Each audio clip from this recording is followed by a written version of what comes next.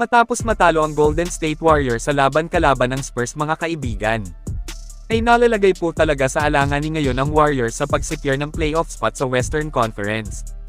Pero may isang posibleng mangyari pa dito, makukuha pa rin ng gold-blooded ang number 6 seed sa West kapag nanalo ang Wolves sa laban kontra Memphis Grizzlies.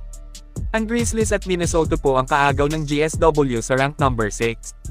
Pero mas lamang ang Warriors sa kanila kasi hawak ng Dubs ang tiebreaker, kasi parehong 3 beses nang tinalo ng GSW ang Memphis Grizzlies at Minnesota Timberwolves ngayong season.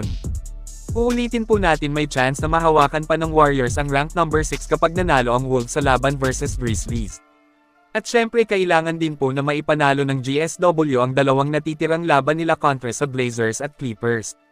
Kapag nangyari ay posibleng makakalaban ng Dubs ang Los Angeles Lakers sa first round na sila ang may hawak ngayon ng number 3. Mukhang mapahaga ang iyakan ng mga fans at magkakaalamanan agad kung anong grupo ang mas malakas. Posible po talaga na mangyari ito kasi ani ni Stephen Curry sa kanyang interview matapos ma-upset ng Spurs, ay kumbaga makikita at ipaparamdam daw nila sa lahat kung gaano sila kalakas sa kanilang dalawang games na natitira. Ito pakinggan po natin ang sinabi ng greatest shooter. No, there's definitely weight, and there's been weight for a while. We understand. I mean, our record's been great in the last 20 plus games, and every one of them we felt a sense of urgency. So, with 2 games left, you can kind of narrow down the.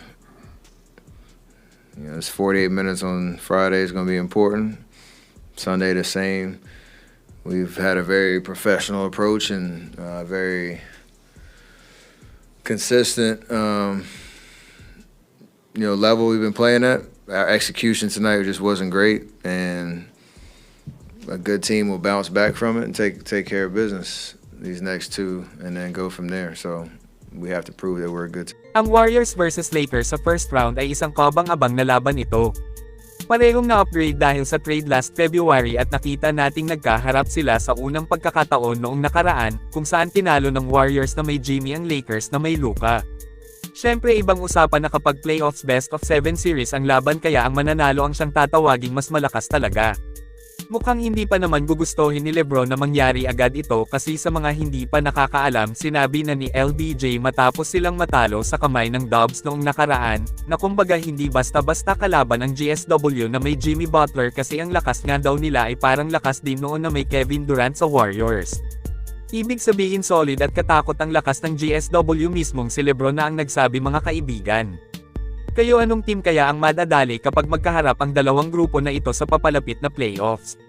I-comment lang po yan sa ibaba at akin pong babasahin yan.